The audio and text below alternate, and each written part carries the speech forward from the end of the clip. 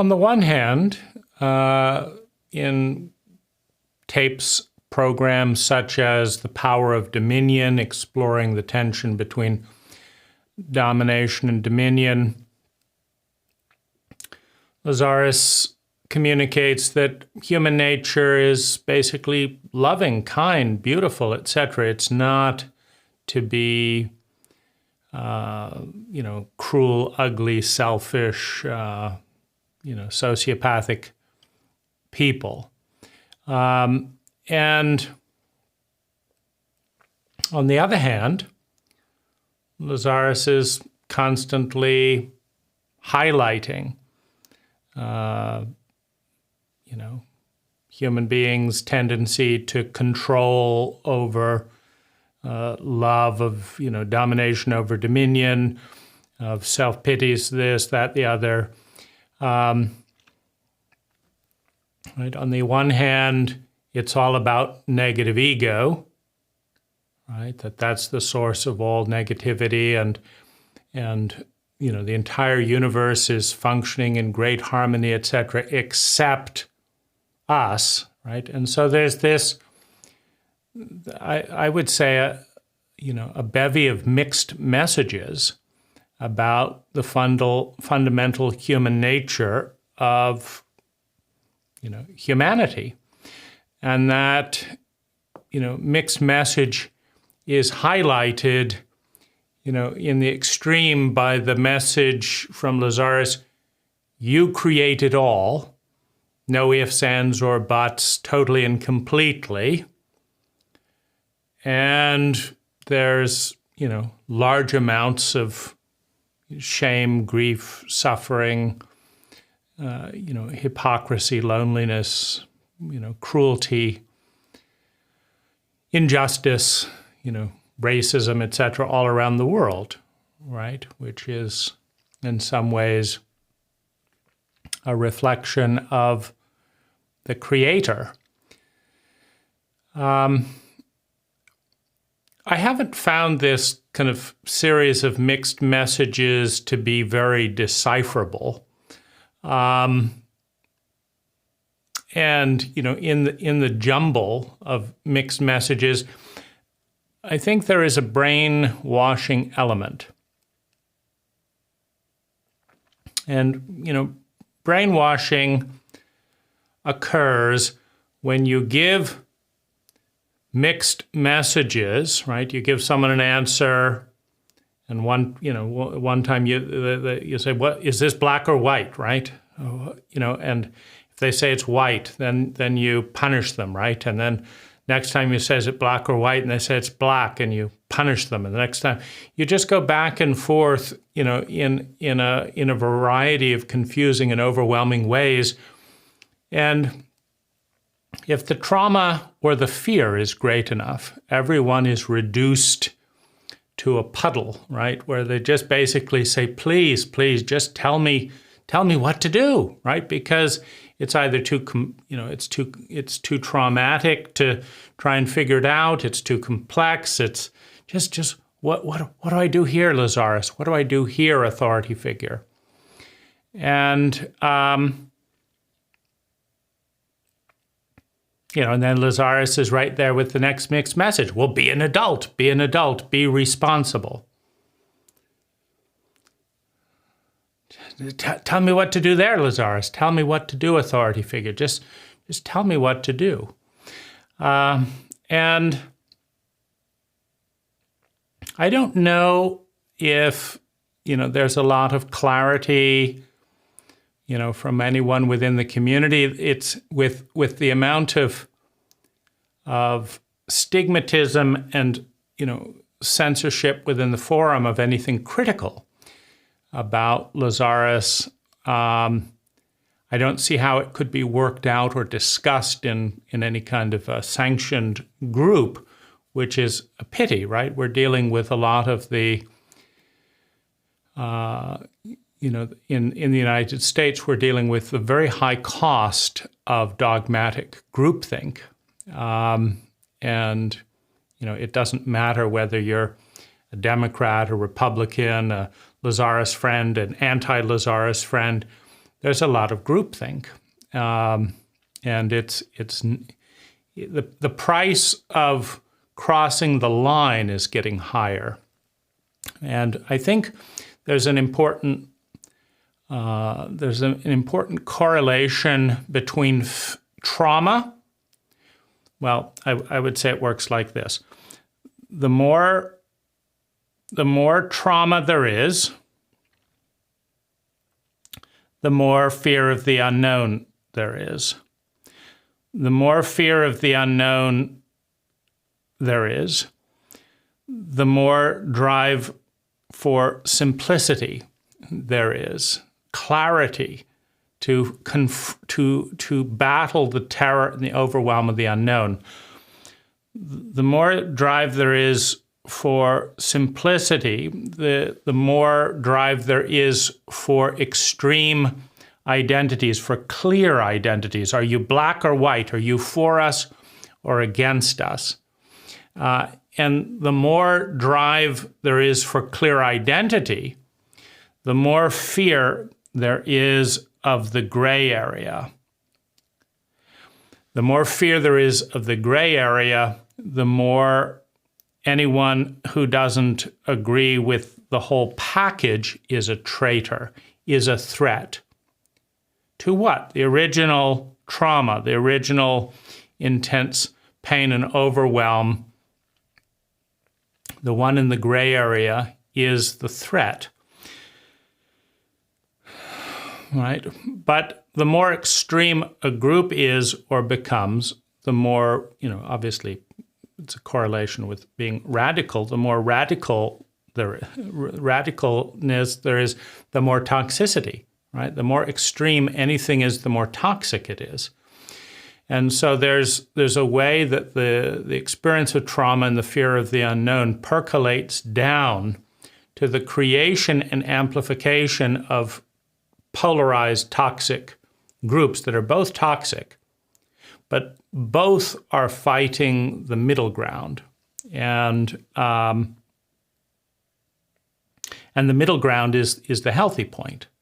That's the center. That's the balance point. And so, if that's going on inside, if that's going on inside concept synergy, and going on inside Penny's mind, it's obviously going on inside the culture that gives rise to a Penny or holds space for a concept synergy, and right. So Penny was famous inside her little clique for finding the betrayers, the people that were this and that, and believing people in her little clique and demonizing other people, right? And you were in or you were out, right? If you were in the good graces of the in group, then things were all fine, right? But if you weren't, well, then you were on the outside. And that's, of course, the state of the culture of the country today. Why would it be any different if, at the heart of, Lazaris' closest friend and, concept synergy, shame, power games, paranoia, purges are going on. Well, why would it be different at the Communist Party? Why would it be different at the Democratic Party? Why would it be different from the Republican Party? And I think one of the more humorous aspects of Trump is showing the extremities of this. I don't think that Trump is more corrupt than Biden or or Penny or any other person, right? But in some ways he's a little bit more authentic, right? Because he does it so blatantly. But it does bring it all to light, right? He's like an innocent child who's just doing all the manipulations, all the punishment, all the revenge, just completely out in the open, right? He's working on his new revenge list. As soon as I'm in power, I'm going to punish all these people, right?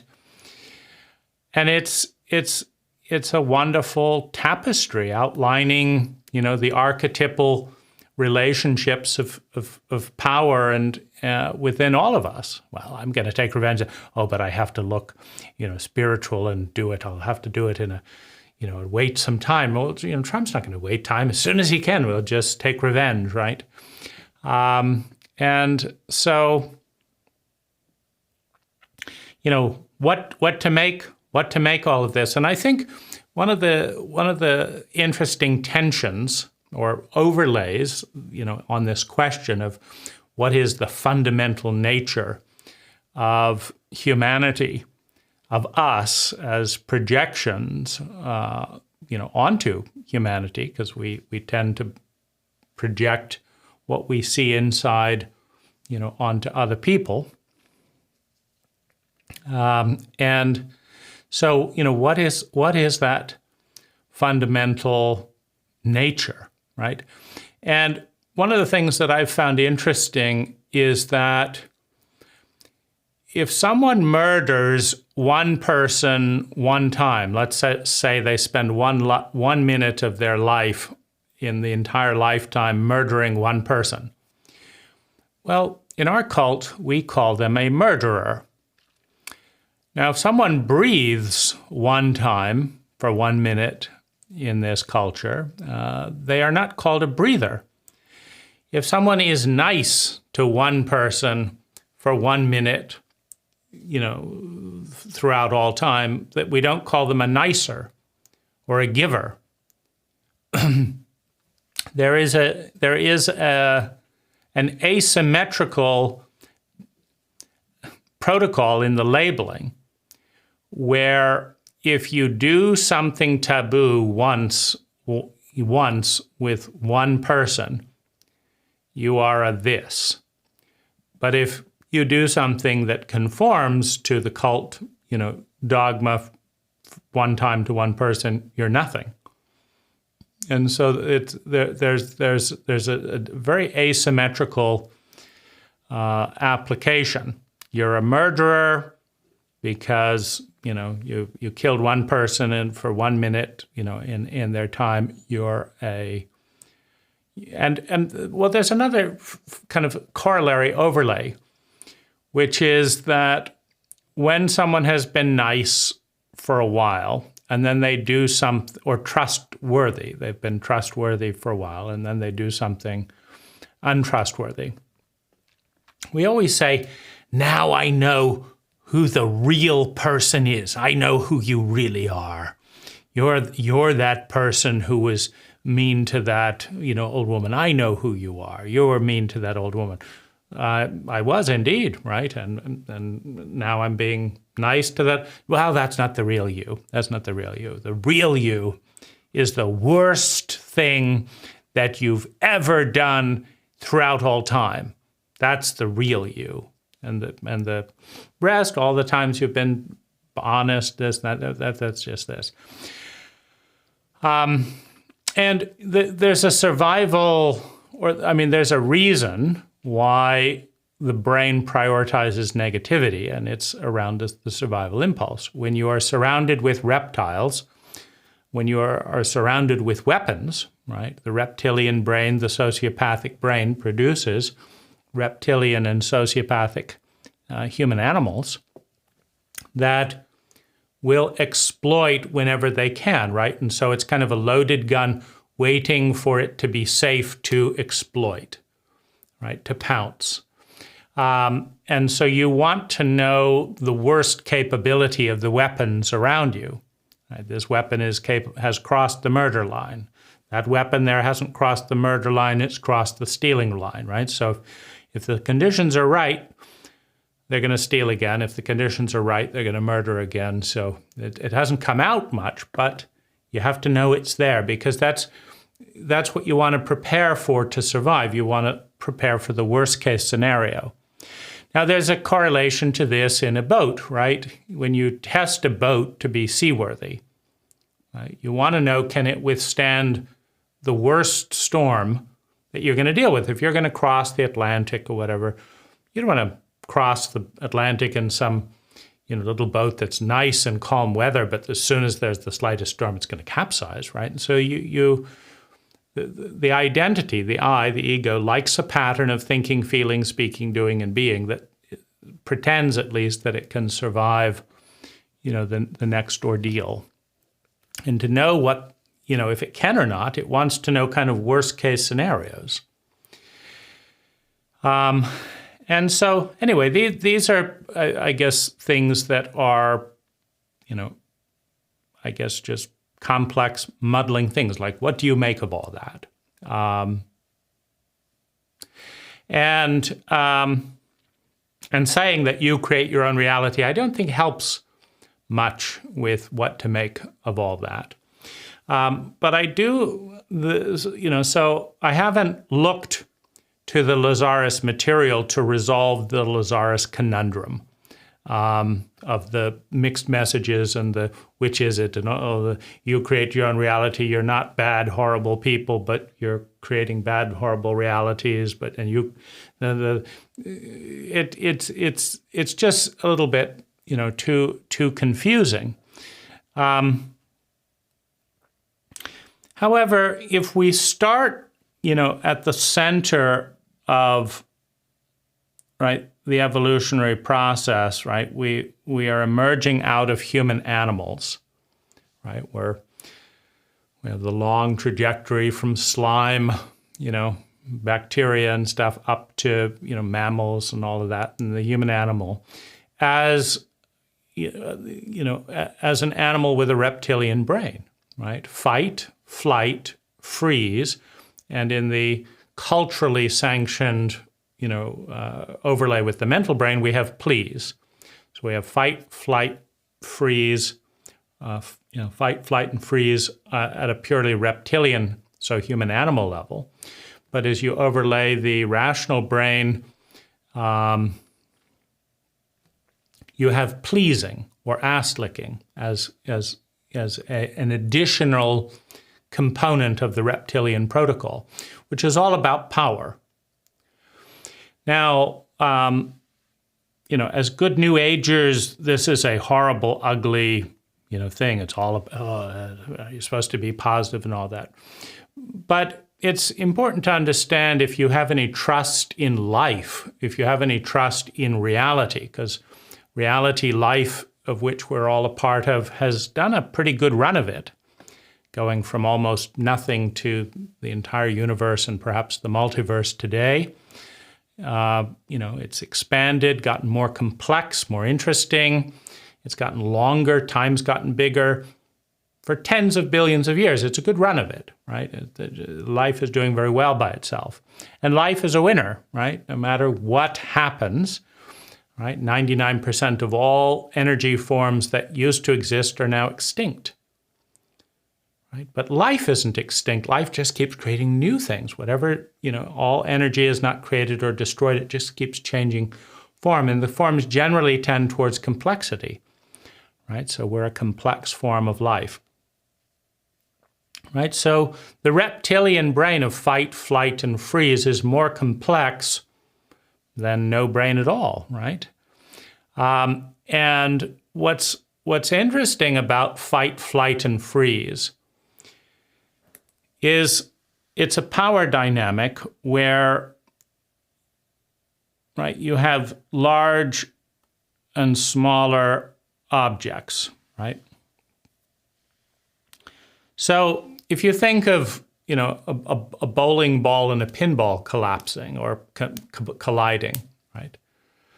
Now, what happens when a pinball and a bowling ball collide, right? The bowling ball is going along this way at 10 miles an hour. The pinball is going along this way at 10 miles an hour. They collide. The pinball goes flying based on the angle of impact by the bowling ball. The larger energy pattern dominates the smaller energy pattern. The smaller energy pattern shoots off based on the collision, right? So this shape here, the smaller one, is going to bounce off both of these two bigger shapes, right? This one is going to bounce off, this one, right? And so in a sociopathic, pattern of engagement, the larger pattern of energy is going to dominate. And that's one of life's protocols. Now you see that playing out in a competency tension between lions and gazelles, right? Right. The fastest lion is going to catch the slowest gazelle. And as the fastest lion catches the slowest gazelle is no longer on the menu. So the next lion, or the same lion, is going to have to go even faster to catch the next gazelle, right? Now, there's two things going on here. One, the lion has to keep getting faster as the low-hanging fruit get plucked off. That's one dynamic. And the really slow and dumb lions die out, right? You're too dumb, right? Because, yep, you missed them again, right? So you starve to death. And the really fast and the really dumb or slow or young or old gazelles die out because, they were the first one to be caught. Now, what remains are more competent, faster gazelles in the gazelle gene pool. So they get faster, smarter over time. And the lion has to get faster, smarter to keep up with them, or he doesn't get any dinner, right? Right? And so there's a competitive framework where you have to become more and more competent in order to consume energy from wherever it is you're consuming it, right? As a sociopath in a sociopathic protocol. The lion is not thinking, by the way, the lion that sometimes eats its own children, which is why the lioness, has to go hide them, right? In case, daddy lion comes and wants a bite of his own kid.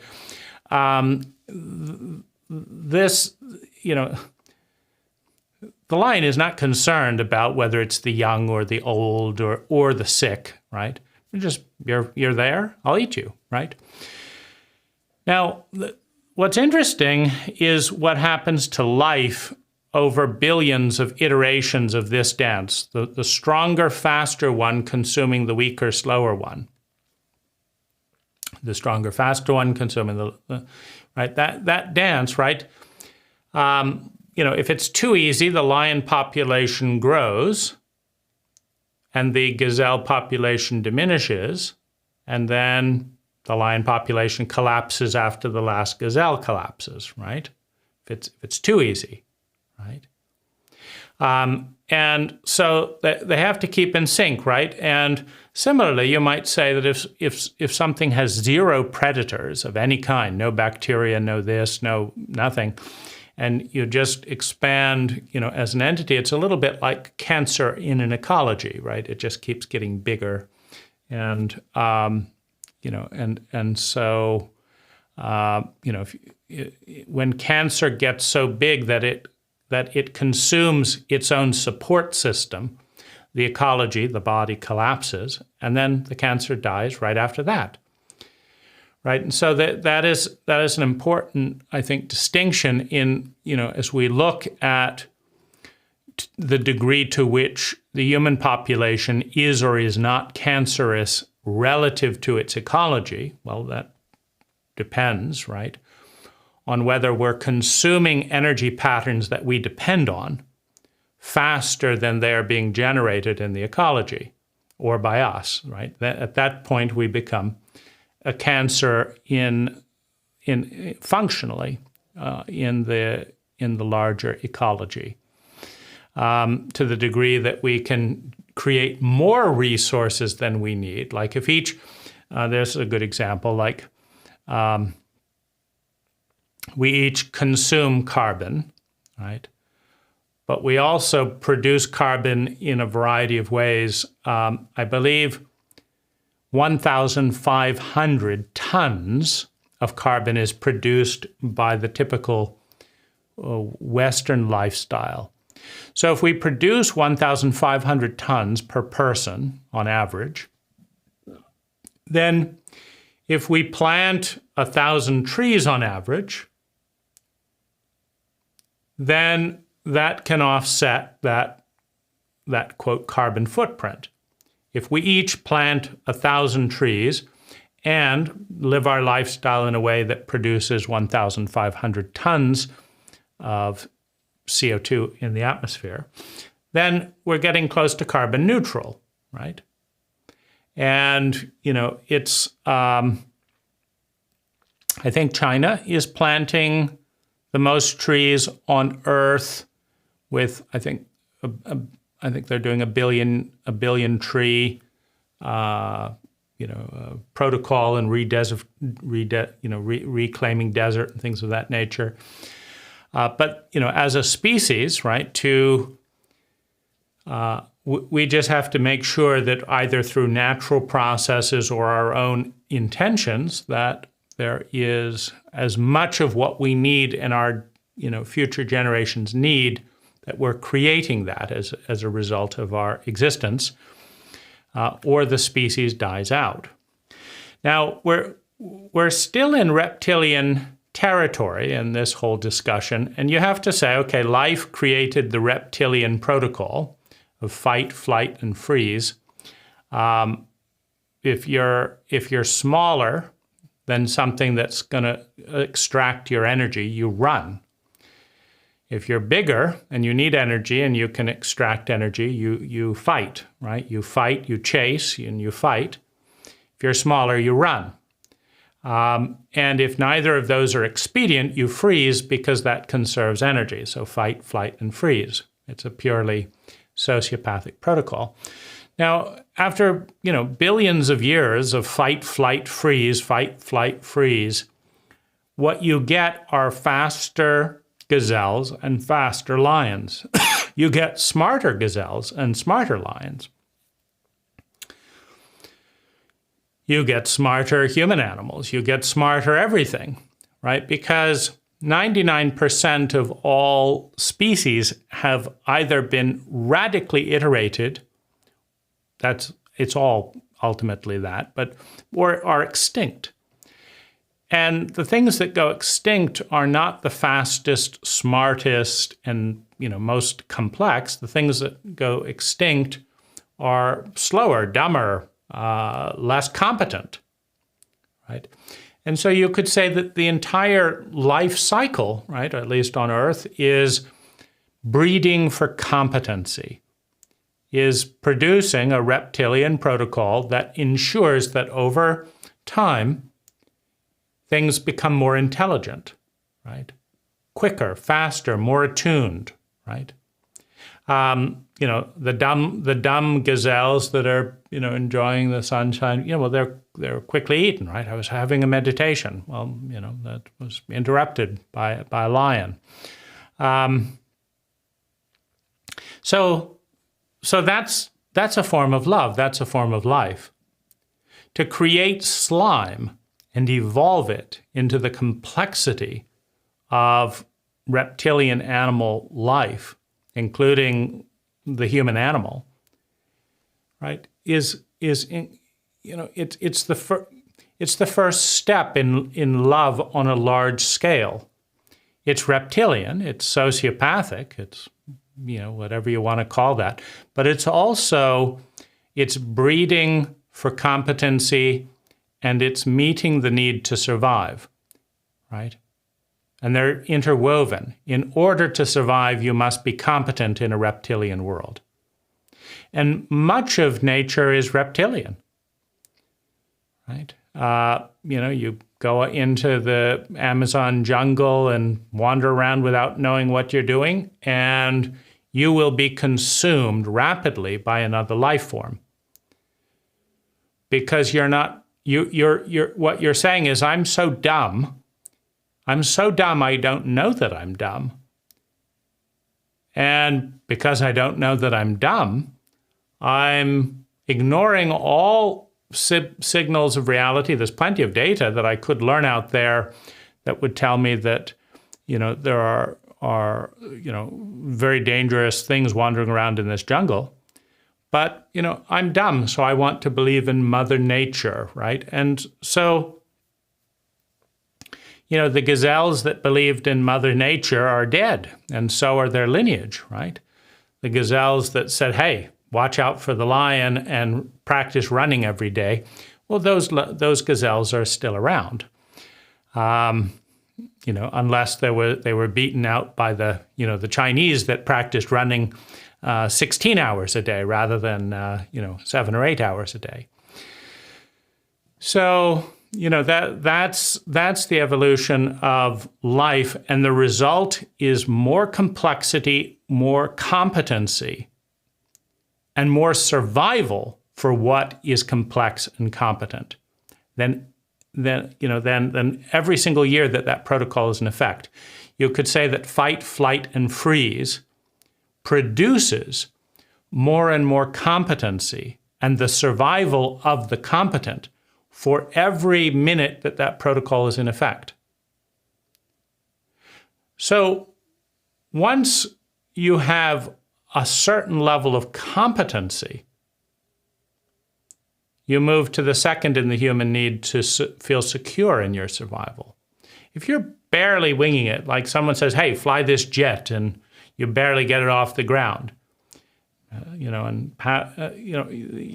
don't feel secure in your survival. But if you learn it, take flying lessons and you become confident, you go through the crash simulator. Okay, gosh, I crashed it again. You did this and this. You reach a point where you're confident in your competence based on results. Well, now you have something called security of survival. Before that, you just have survival, right? But that competence of security of survival is greatly augmented by the rational brain, which is overlaid on top of the reptilian brain.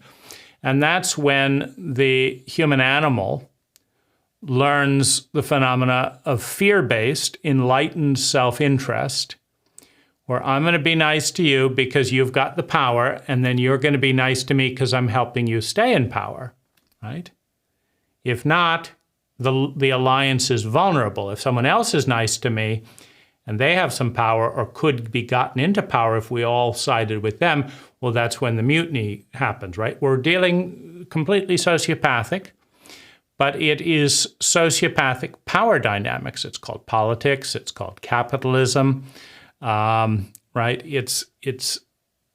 I'm going to try and look at where things are going, and I'm going to try and give my support to the one that will win the war, that will win the battle, so that they will reward me for supporting them. It has nothing to do with empathy, right or wrong.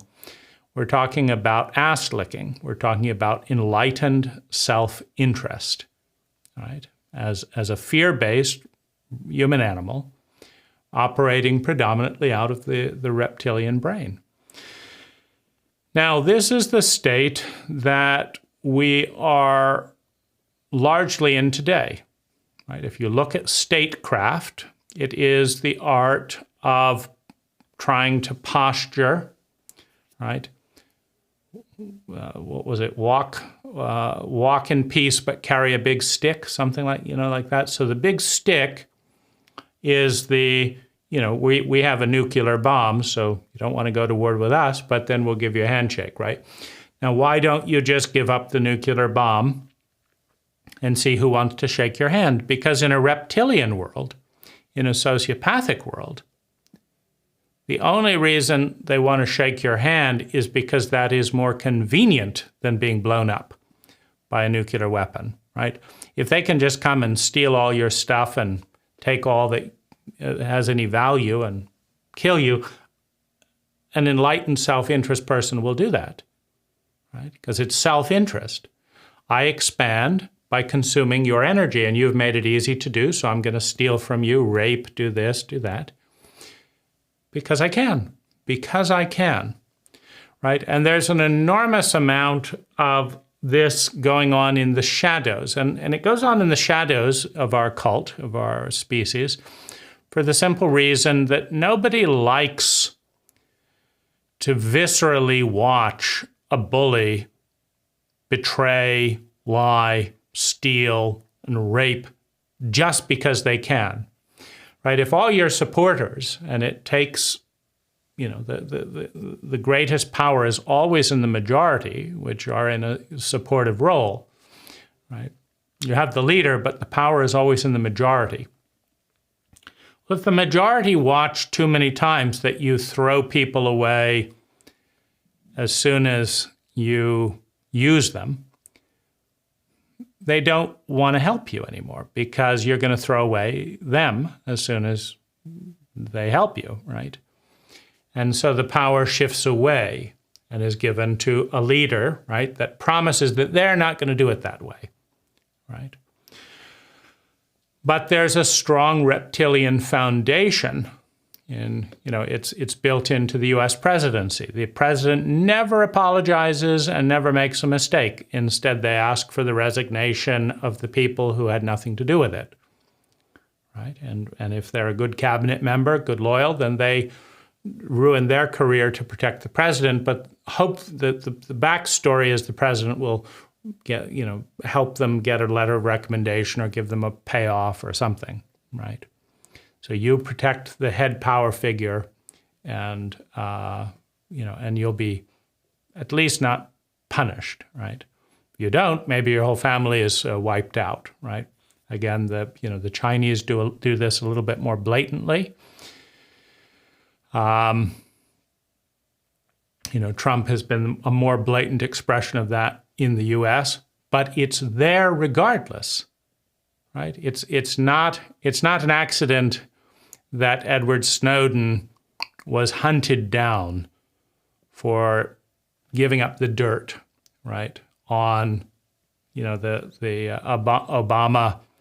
The Obama spy campaign and the CIA, right? I mean, that wasn't an accident. It's not an accident that the most competent journalist in the world, right, WikiLeaks, is being hunted down illegally and all kinds of illegal activity to torment, right? Because basically they're saying, look, you have the stupidity and audacity to go up against a very large reptile called the United States, right? You're making us look bad? We are going to beat the shit out of you one way or another, right? And it's reptilian, right? So Matt Taibbi, of course, gets an IRS audit the day after, revealing the Biden administration's influence in Twitter around the Hunter Biden laptop. Now, this has nothing to do with Democrats. It has nothing to do with Republicans. The Republicans would do the same thing. You think Nixon is somehow superior to... No. Republicans do the exact same thing. What the distinction is not by party, it's how reptilian is the operating system, right? And the rule of law is a reptilian operating system. It basically says that we will hurt you if you deviate from the boundary. And here it is. So that we're dealing with fear. You're not going to cross this boundary because you don't want to be hurt, not because it's the right thing. In a truly empathic culture, when the laws are passed because they're the right laws rather than who gave the biggest bribe, and people actually care about each other, then people don't cross or they don't violate the law because they care about people, and the law is a good law. When you're in a sociopathic culture, if there aren't police, there are incredibly reckless drivers. They get worse and worse and worse. Right? If there aren't police, the gangs get worse and worse. People go into fight, flight, freeze more and more, right? And so the purpose of the police, right, is to keep the gangs in line out of fear. And the purpose of the special investigation is to keep the police in line because of fear. Right? And the purpose of the Congress is to keep the president in line out of fear. Right? You don't need balances of power when you're dealing with competent, empathic people. You don't need any oversight. If people take the time to learn the laws that help the most people, and they do them, and no police required. someone raises a hand and says, please, I'm in pain. I don't know what to do. Can someone teach me? And 3 or 4 people come forward and teach them and help alleviate the pain, and it goes away. And no murder was required. No cells were required to lock people up, right? If you have high competency and someone is mentally disturbed, they get the care that they need, and story over, right? But you can measure, right? When the Lazaris friends are empathic enough that if Jack is scared and doesn't want to talk to one of the Lazaris friends, and that friend doesn't go to the event, right? But in a reptilian environment, concept synergy has to hire security guards to make sure that the unwanted don't get into a Lazaris workshop, right? And do something, right? We're scared of that, right? So because, why? We believe in the sociopathic nature. The bad people are out to get us, right? So the sociopathic protocol is all about fear, and it is the dominant operating system that has been smoothly overlaid with the rational reptile, right? The enlightened self-interest sociopath. This is the business person that is happy to sell landmines to a country to bomb children, as long as it's legal, but wouldn't, right? They wouldn't do anything, right, if it wasn't legal, right? It has to be legal because it's out of enlightened self-interest. Well, as long as you'll protect me and sign this into law, you kill as many people as you want, right? You want to buy this toxin from me, this virus, you have a few million, you can show it's legal, I won't be in prison. Well, then whatever you do with that, you're the highest bidder, that's, up to you. Don't use it on me, but we're talking about enlightened self-interest. And so, this is much of human territory. And enlightened self-interest with the rational brain and a sociopathic foundation is the dominant operating system in the species, right? It's hard to say exactly how much. I would guess 60% of all human behavior around the globe at any given point has a foundation of fear. Like, I don't want to go to school, but I'm afraid of being outcast by my family if I end up poor. And plenty of families will outcast their family members if they end up poor, right? So I don't want to be outcast, so I'm going to go to this school that I hate. I don't want to do this, right? I don't want, this to be done or whatever. I don't want to look unspiritual, so I'm going to do this. It's in a fear paradigm where it's like, if I don't do this, right, maybe someone would notice me and judge me or this and that. It's all fear. But what fear combined with enlightened self-interest provides is superabundance. I mean, we as fear-based rational reptiles, human animals, are experiencing more abundance than kings of just a few centuries ago. The average person, right? I mean, kings didn't have video games and all that. Or fresh tuna flown in from Hawaii or whatever, right? And so the need for security of survival is being met by this highly competent human animal that's emerging out of the reptilian competition for competence, right? So you have a competition framework as a reptile to see who's the winner, right? And that's what sports are about. Who's the winner? That's what various ego battles are about.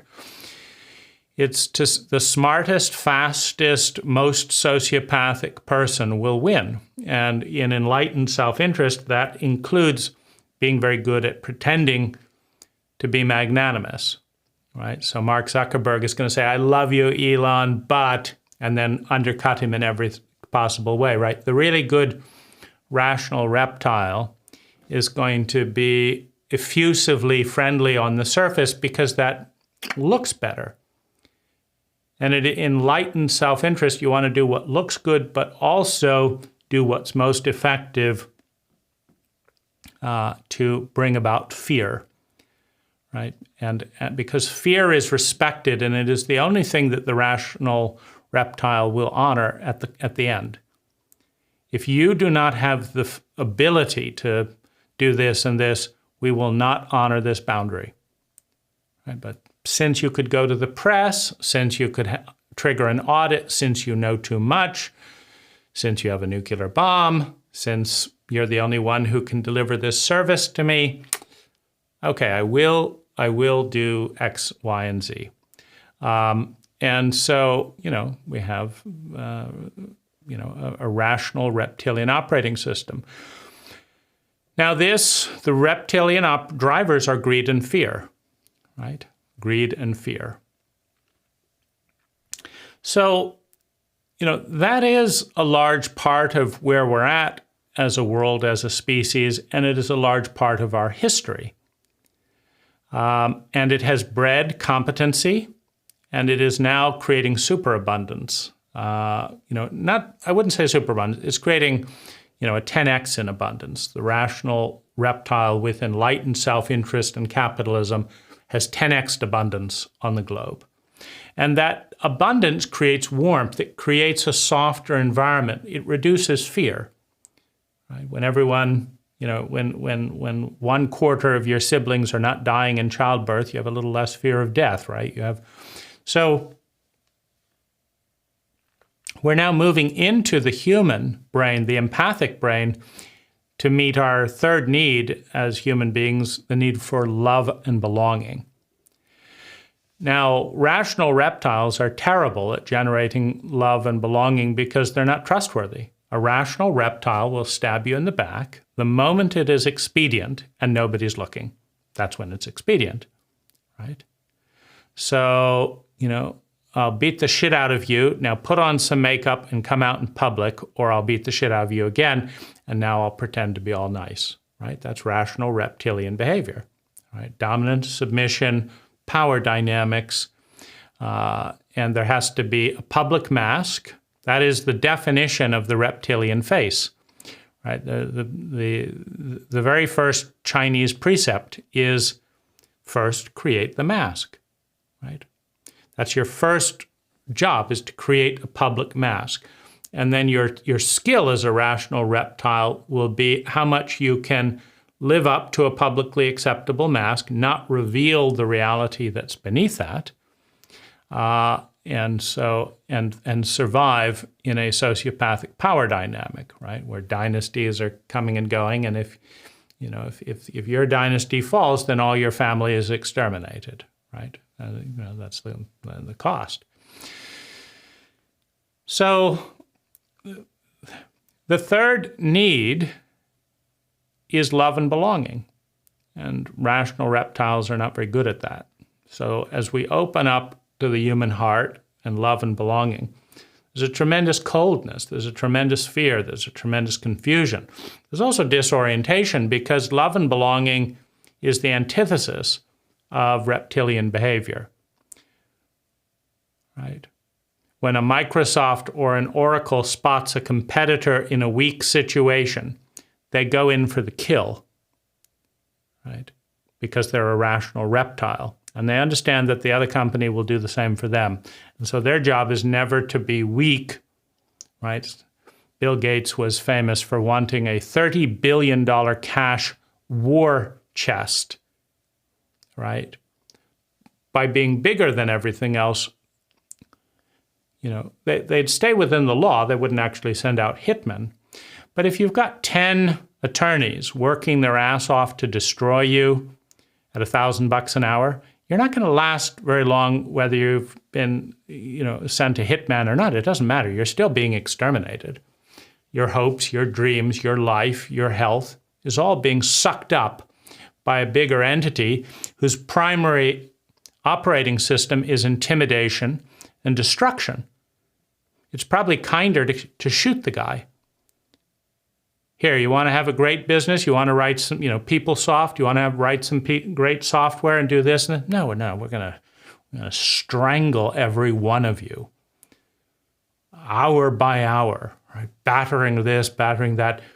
We're going to destroy your dreams because we're bigger, right? And because your competency, your intelligence is a threat to our stupidity. Who on earth would use Microsoft without, such a bullying dynamic, to get people to line up and use Windows, right? And all the bugs that Microsoft sells to third parties and endlessly. It's like, but, if everyone else is knocked out of the water, oh, what have you got left, right? A giant bully with incompetent stuff. But they were competent at the bullying. Incompetent at the software, competent at the bullying, and competent enough. You have to at least get the thing to turn on, but is competent enough.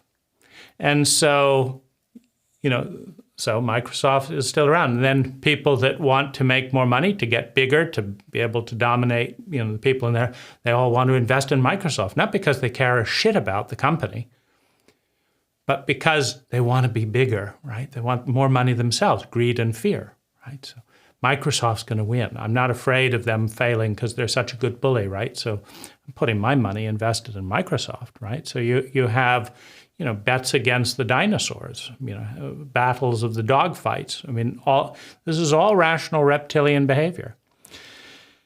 But of course, the human brain is based on empathy, and empathy comes with two pivotal questions.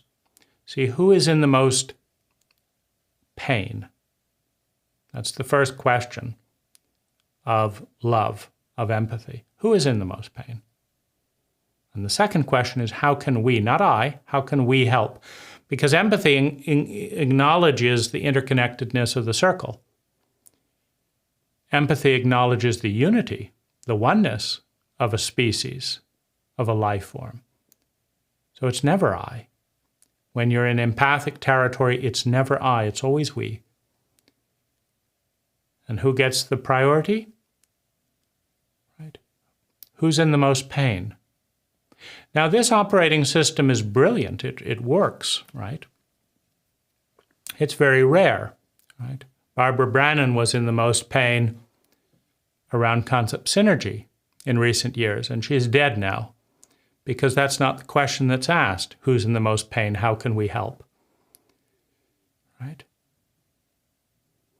In a scarcity mentality, and this is why the transition to humanity from the human animal is a very slow one. In a scarcity mentality, in a scarcity dynamic, there is incompetence, right? We all want all our needs met. The fact that most of our needs are not met much of the time is a statement of incompetency. It's not a statement of desire, right? The majority of human beings on the planet today, or human animals on the planet today, do not know how to meet a very deep need for love and belonging. I include myself in that. Right? I have met 20% of my need for love and belonging. And I've done any number of, manipulations, it's trainings, this, that, the other, right? I'm incompetent to do that, right? And my role models have been, largely incompetent people, whether that's Penny, right? And watching the arbitrary banishment dynamics in the forum, that's not a competent dynamic, right? That's a sociopathic dynamic that creates fear, right? And so then there's all these little gossipings and stuff like this. So my role models, whether it was my parents or teachers or therapists or Penny or anyone else, have been incompetent at creating human or empathic abundance, meeting deep needs for love and belonging. And as I say, I have not done any better in that area.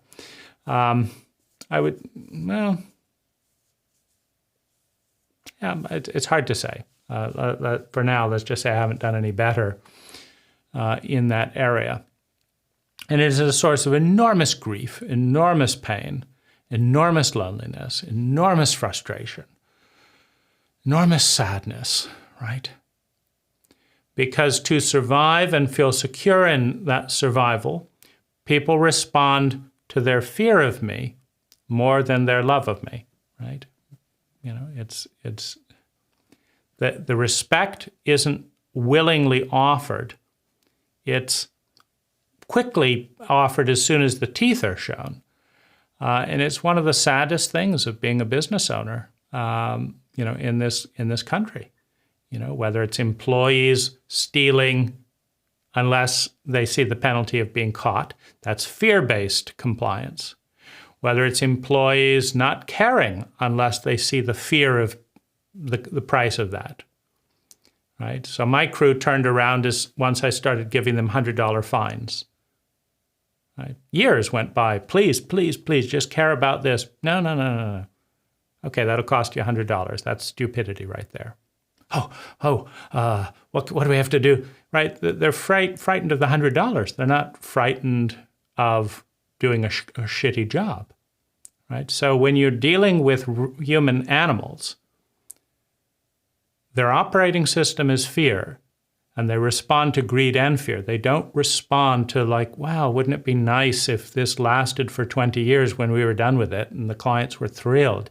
Wouldn't that be nice? Like, that's vision. That's empathy. Right? But a human animal doesn't have that. They have fear, right? And so you have to give them a carrot. They have greed and fear. You have to give them a carrot, and you have to give them a stick. It's lonely. Right? Couldn't you do it because you care? No, you couldn't.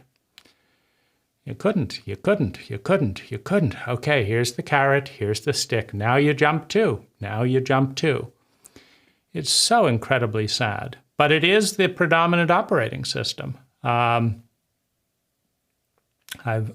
been exploring that with the American psyche of clients as well. There's the appeasing clients. About 27% of Americans are appeasing clients. They're shame-based, so they don't want to look bad or whatever, and they're like, well, whatever you say, you're the professional and whatever, and they'll just let you walk right over them. So you have to say, no, we're not going to walk over you just because you're fear-based, right? And then there's the bullying client that's going to manipulate in every possible way if you let them. And unless you say, hey, here's the contract, do you want a penalty for this, or back off, they don't behave, right? So you got another, 30%, right? And then you've got some, it's a relatively small group of real primarily human beings that actually care, and it's incredibly sad. It's incredibly sad, but that's the way it is. Predominantly reptilian, rational, right? Which is what capitalism is. With the votes, the consumer reviews, like, I've even had five-star companies do a little side deal, like they're online getting 5-star reviews, and then you hire them outside of the framework of the app, and then suddenly they do shitty work and steal your money, but you can't leave them a review because you didn't hire them in the review, right? And so they understand the enlightened self-interest, that they have to get 5-star reviews to get top dollar, so they treat you well, not because they care about you, but because they care about their reviews, right? And the schizophrenia, right, of, we care about the customers, right? You care about your profitability, and you're smart enough to understand that you have to put up with these customers that you hate. That's not empathy. That's not love, right? That is enlightened self-interest out of greed and out of fear, the reptilian brain. So maybe 67% of the species or so is in that state, right? Meaning you and I may be in that state 67% of the time, or 67% of the people may be in that state a lot or all the time. It's not human. It's not loving. It's fear-based. And it is part of the competency training protocol. And what I mean by that is stupid people will go bankrupt, and then they get a little smarter, right? Naive people will be abused and taken advantage of until they get a little smarter, perhaps cynical at the same time, but smarter. In order to create superabundance, the territory we have the potential to move into as a species, we need to see things as they are, right? And it's not politically correct to look at you and say you're 67% of a human animal. But it is probably more truthful than the bullshit you'd write on your newsletter, right? And that's where we are. And so stupid people will be taken advantage. Stupid people will buy your newspaper for $2,000, your newsletter for $2,000 because you promised that they'll make more money with you, right? Stupid people will do that. Well, that's a Lazaris friend, and surely that's a very positive spiritual person who does yoga. We've got to buy, they said this is going to cure cancer or whatever, right? So, there is always a transfer of energy from stupidity to smartness, from incompetence to competence. And the sociopaths that extract that energy from the other sociopaths that give it, because you do have the childlike state of innocence, right? You have the childlike state of whatever they say, right, that gets broken as that naivete is broken by the betrayal of the culture in a reptilian state. Then it turns into blame and hostility. Culture has to be discreet about its cruelty enough that there isn't a full-scale revolt and meltdown of the sociopathic protocol, and meltdown of the power structure. But so that's an uneasy tension, right? Dictators push it, and then they get thrown out or assassinated or replaced by another dictator, all in the sociopathic territory. Now, there is a level of abundance, though, that it really isn't fun to dominate. It's more fun than to be dominated, but it really isn't fun to dominate relative to being loved. Being loved and being loving is 10x the experience, the value of being a very rich, competent, powerful sociopath, right? So there is a hierarchy of sociopathic behavior, and the most competent, etc., will gain the most resources, generally speaking. But having love and belonging met is, it's 100 times better. But, being exploited by reptiles, trusting people that can't be trusted, is not 100 times better. It's lonely. It's deeply lonely to trust someone and have it be betrayed, trust someone and have it be betrayed. Deeply, deeply lonely, right? So it's a tight spot, right? Going from, the loneliness of realizing you're surrounded by reptiles to the loneliness of being betrayed because you're trusting reptiles to hope they'll be nice to you. It's fucking lonely. And I find it exhausting, miserable, terrifying, sad. It's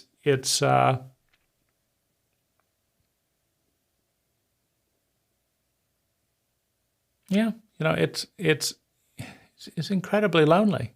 Even in my own marriage, I don't see pivotal changes in healthy behavior until we separate.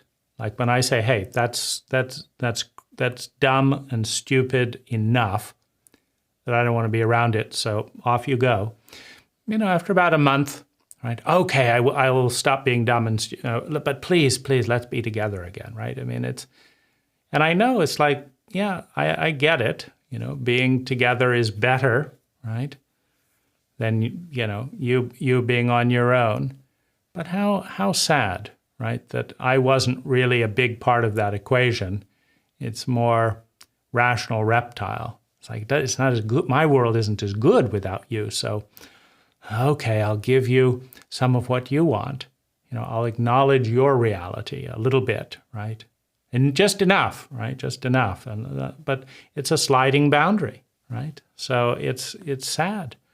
It's sad to be in a relationship with a rational reptile. And it's sad to be a rational reptile, dreaming of love. It's very, very, very, very sad. It's hard to digest that sadness, but that sadness is also marking the grave of the human being, that, the death of innocence, in childhood that has not yet been, resurrected. It takes skill and it takes a certain amount of abundance to transition from rational reptile to primarily being a human being, let alone a spiritual being. And it's, I think, very useful to understand how much, quote, metaphysical / spiritual workshops, blah, blah, blah, therapy, business, etc., can be done out of pure rational reptile with a very nice veneer over it, right? I want to rub it in my husband how much more spiritual I am than him, plus spend some of his money, so I'm going off to my spiritual workshop, and but it's I'd say that's the loneliest of all, right? Pretending spirituality is, pretending rational reptilian behavior is better than spiritual behavior. When it's just, delusional cruelty. Now, is this the fundamental nature of humankind, of consciousness of life? See, we don't understand that life is a process. It was a process to go from slime to mammals that eat each other. And it is a process to go from a naive, transcendent being into a traumatized reptile, into a traumatized rational reptile, and then to begin to explore our humanity again to the extent that we can. And I think we also don't understand that sociopathic behavior is love on an epoch scale. The reason that this jacket exists, purchased on Amazon for $24, is massive amounts of greed and fear. I won't have enough money, I want more, I want this, I want that, or the investors want more. Massive amounts of greed and fear with massive amounts of reptilian, behavior and all of that. And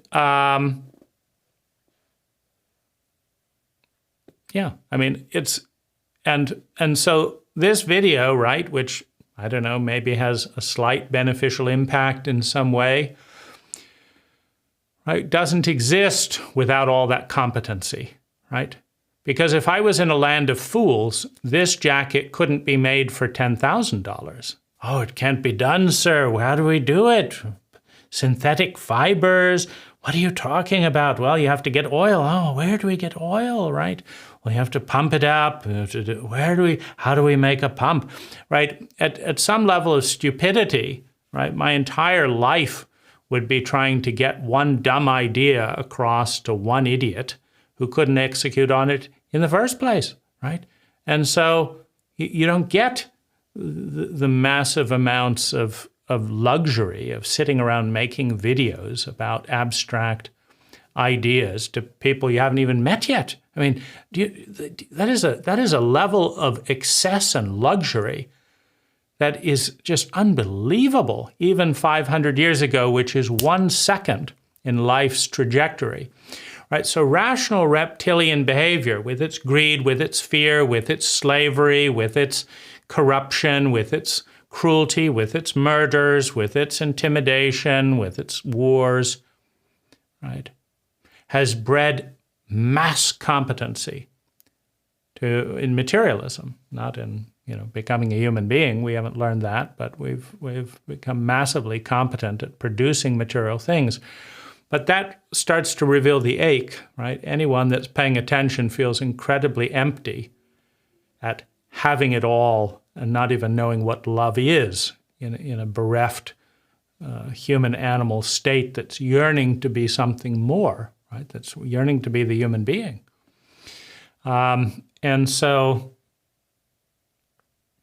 the human animal's desire is fight, flight, freeze with greed and fear. But this is not the core nature. It's also not the human nature, because you're not yet a human. And there are a large percentage of people who are not human a lot of the time. You just ask how much of your choices are being made by fear, and that'll tell you how human you are. I make 60% of my choices based on fear. I'm range from mild anxiety to terror, 67, something like that percent of the time. And I used to think it was, just me until I start noticing, well, this. I mean, just look at the concept synergy user agreement and ask what percentage of that was made out of love and empathy and what percentage of it was made out of fear. And right? You did that clause out of kindness or trust or gratitude or fear and greed, right? And so, it's not that personal. It is a stage in the cycle of evolution.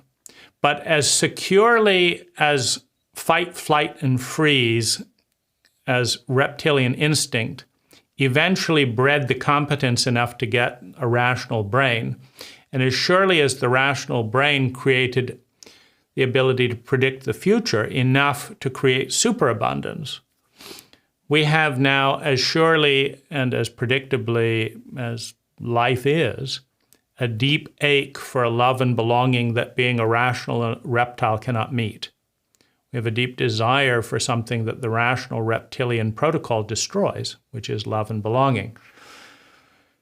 The more sociopathic you are and the more competent you are at being a sociopathic, the more people hate you, the less they love you.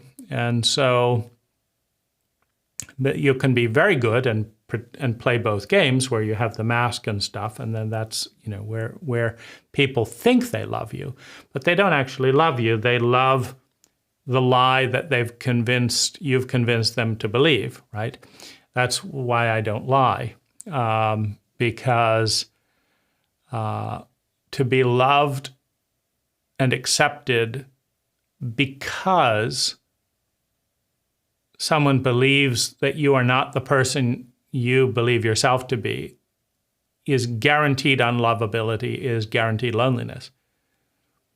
The only vague possibility someone has of loving you is if they see you exactly where you are, how you are, and why you are. And if they are competent enough, they will love you. Because to love is an expression of high competency. If they are competent enough, they will love you. But of course, the majority of people in a rational reptilian state are not competent enough to love you and will judge you exactly as you are, blah, blah, blah, right? And so you have, but to tell a friend or a spouse, oh, I don't do that, I never think this, I don't do that, or I never cheat, or I do this, to tell a lie and then be loved like, oh, you're one of the ones who does that, how lovely, is not love on two levels. One, the idiot cannot see you clearly. So they're incapable of love. They cannot see, which is the first step in love. They can't see you clearly. That's not love. That's projection, delusion, incompetent. It's not love. To trust someone who is not trustworthy is not love. It's stupidity. It's cruelty to both sides. Right? It's a joke. You're teaching the sociopath that they have to be sociopathic, right? That you'll love them as long as they lie to you and that you can't tell the difference. So what's the point in becoming honest, right? So you're enabling the sociopath, you're training the sociopath to lie, and neither of you know what you're doing. You don't know. You don't know how to love. They don't know how to be loved. You're both fucking nuts. Okay, that's our cult. Now, if you tell someone all the things they don't want to know and don't want to hear and have difficulty with, the average person is too incompetent to accept and integrate and love you, right? So then you're not loved. But at least there's the possibility of it, right? There's the low probability of it, but there is the possibility of it. Whereas if you tell good lies, there's a high probability that people will give you pretend love, but a zero possibility of actually being loved, because you tell a lie on the basis that who you really are is unlovable. Everyone who says, oh yeah, I would never do that, basically are saying to themselves, who I really am is so unattractive and unlovable that I've got to pretend to be that person. And the only way I'm going to get any love is for them to like that person who I'm not. And so, it's a joke. It's backwards. It's worse than being judged to be loved for who you're lying to pretend to be because you don't believe that you're lovable, right? I believe that I'm lovable because I would love myself if I met someone like me. I just haven't met someone like me. But I could love me way easier than I could love many other people who are putting on a much better act. I mean, I agree that it's quite attractive having people do all their charming and all of that stuff.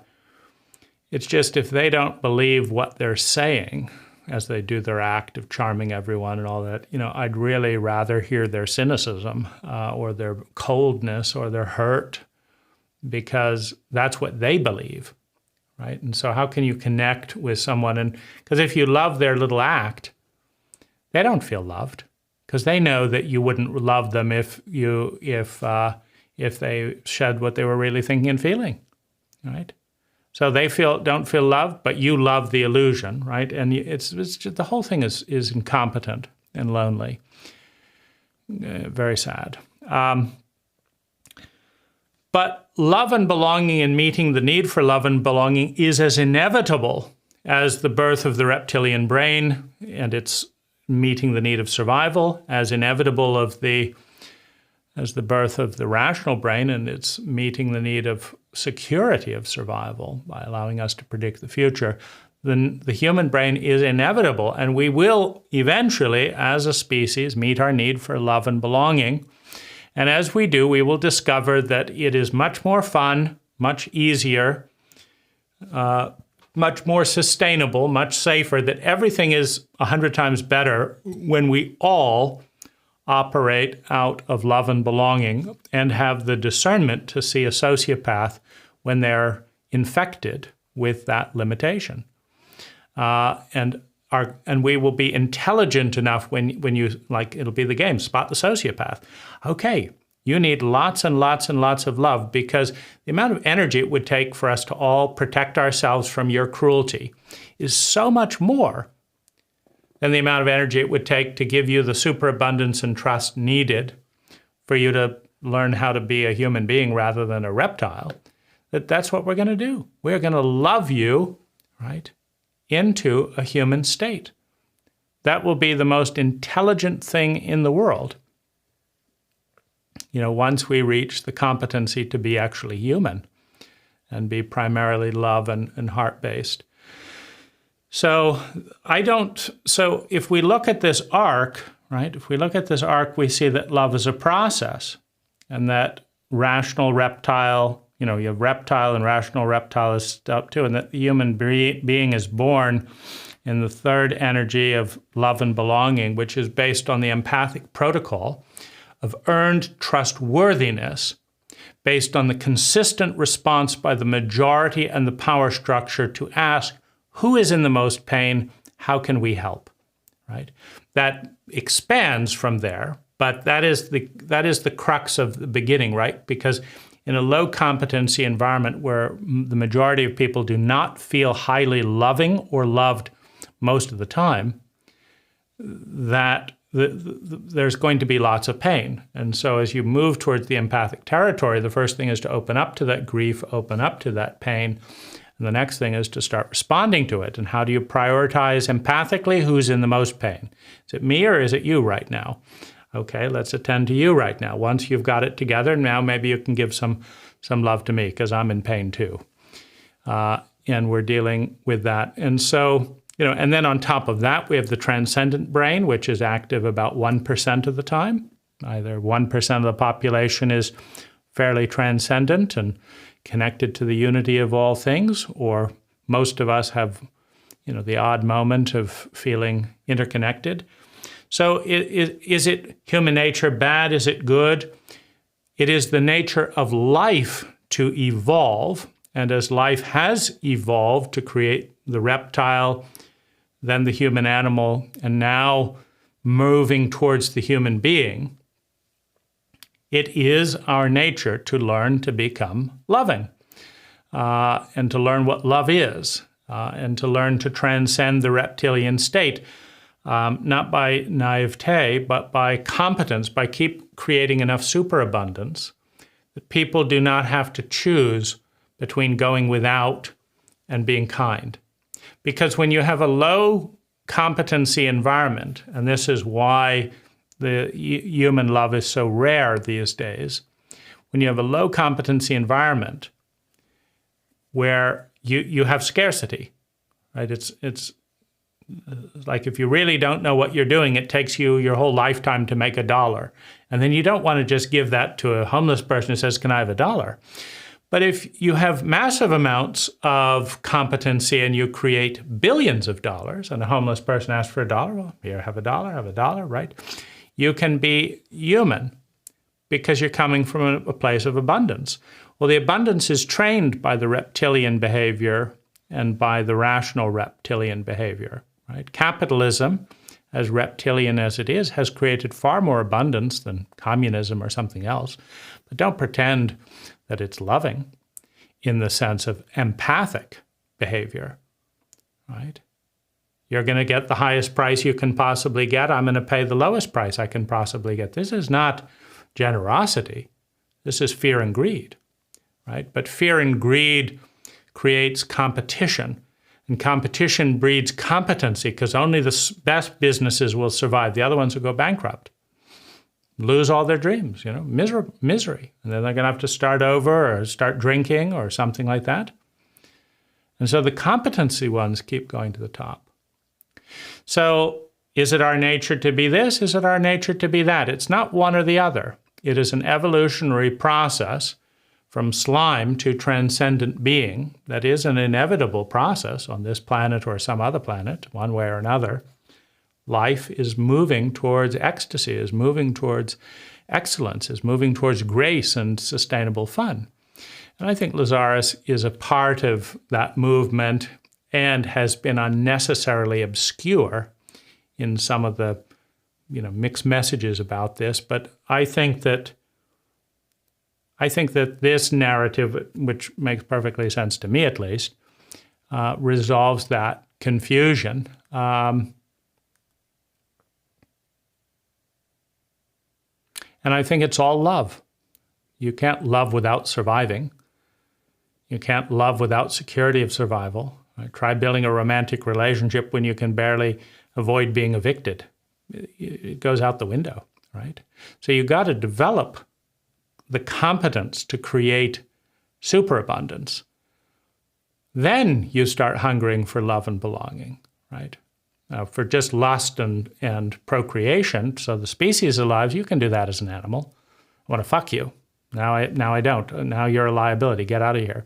That's not empathic love, right? That's instinct and keeping the culture or the species alive.